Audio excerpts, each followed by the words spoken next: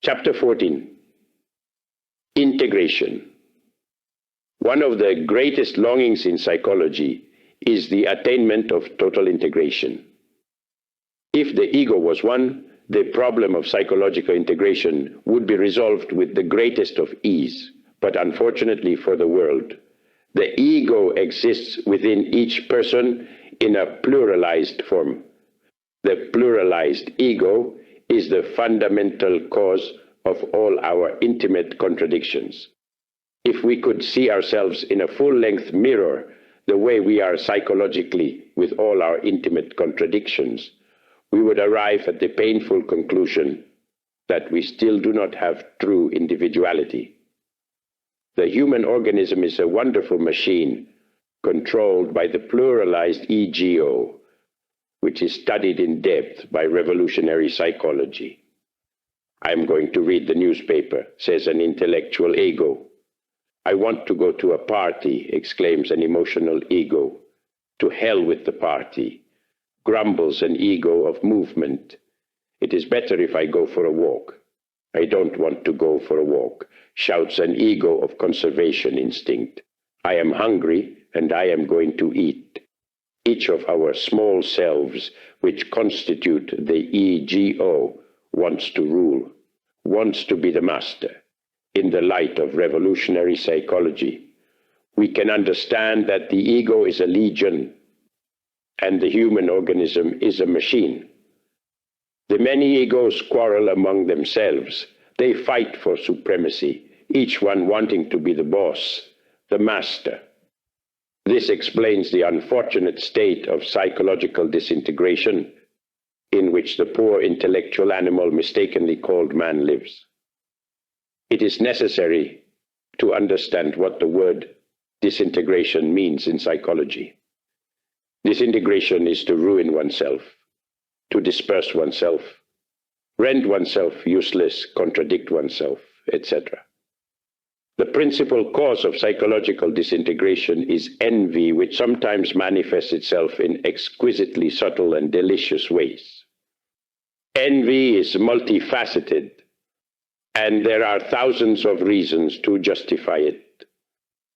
Envy is the secret spring of the whole social machinery. Idiots delight in justifying envy. A rich man envies the rich and wants to be richer. Poor people envy the rich and want to be rich too. He who writes envies people who write and wants to write better. He who has much experience envies the one who has more experience and desires to have more than him. People are not satisfied with bread, clothing, and shelter. The secret spring of envy for someone else's car, house, suit, money, etc., produces desires of bettering oneself, acquiring more and more things, dresses, suits, virtues, so as not to be less than others, etc.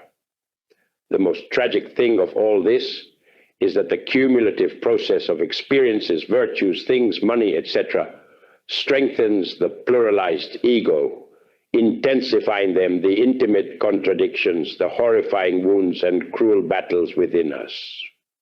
All that is pain and cannot bring true joy to the grieving heart. All it produces is an increase of cruelty in our psyche, a multiplication of pain, discontent, each time more profound. The pluralized ego always finds justifications even for the worst of crimes, and to that process of envying, acquiring, accumulating, obtaining, even when it is at the expense of others' work, is called evolution, progress, advancement, etc. People have their conscience asleep and do not realize that they are envious, cruel, covetous, and jealous. And when for some reason they do realize all this, they justify themselves, they condemn and search for evasions, but do not understand. Envy is difficult to discover due to the concrete fact that the human mind is envious. The structure of the mind is based on envy and acquisition. Envy begins at school desks. We envy the best intelligence of our classmates, the best grades, the best suits, the best dresses, best shoes, best bicycle, etc. The teachers who are called to mold the personality of pupils should understand what the infinite processes of envy are and establish within the psyche of their students an adequate foundation for understanding. The mind, envious by nature, only thinks in the function of more. I can explain better. I have more knowledge. I am more intelligent. I have more virtues, more sanctifications, more perfections, more evolution, etc. All the functionalisms of the mind are based on more. The more is the intimate secret spring of envy. More is the comparative process of the mind. All comparative processes are abominable. For example, I am more intelligent than you. So-and-so is more virtuous than you.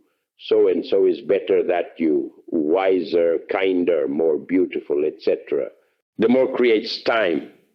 The pluralized ego needs time to be better than the neighbor, to demonstrate to the family that he is very genial and can be someone in life, to show his enemies or those whom he envies that he is more intelligent, more powerful, stronger, etc. Comparative thinking is based on envy and produces that which is called discontent, uneasiness, bitterness. Unfortunately, people go from one opposite to another opposite, from one extreme to another. They do not know how to walk along the center. Many struggle against discontent, envy, covetousness, jealousy. But the struggle against discontent never brings true joy to the heart. It is urgent to understand that the true joy of the tranquil heart is not bought or sold, and that it is only born in us with absolute naturalness and in a spontaneous way when we have understood in depth the very causes of discontent, jealousy, envy, covetousness, etc. Those who want to obtain money, a magnificent social position, virtues, satisfactions of all types, etc., with the purpose of obtaining true contentment are totally mistaken, because all of that is based on envy, and the path of envy can never lead us to the harbor of a tranquil and contented heart.